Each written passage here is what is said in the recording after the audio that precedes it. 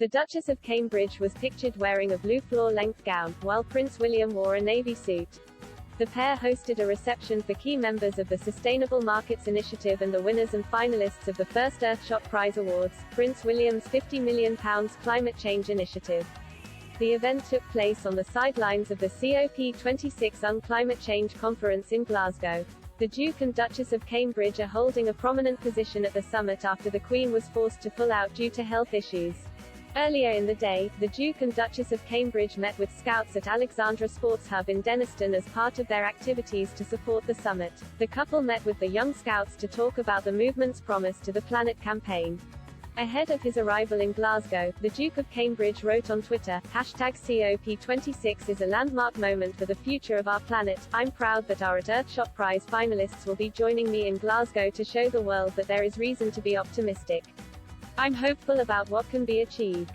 Prince Charles, as the most senior royal in attendance, is also holding a very prominent position at the summit. The heir to the throne gave an address at the COP26 opening ceremony, calling on world leaders to put themselves on a warlike footing to combat climate change. He said, "We need a vast military-style campaign to marshal the strength of the global private sector, with trillions at its disposal." The Queen, who spoke to delegates via video link from Windsor Castle, gave the two heirs to the throne a lesson in kingship during her COP26 speech, explaining the difference between government and politics and true statesmanship. The 5-year-old monarch said, "For more than 70 years, I have been lucky to meet and to know many of the world's great leaders.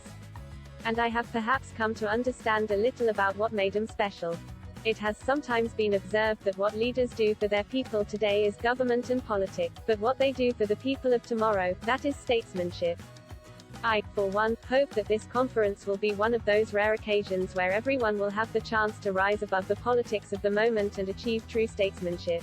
It is the hope of many that the legacy of this summit, written in history books yet to be printed, will describe you as the leaders who did not pass up the opportunity, and that you answered the call of those future generations."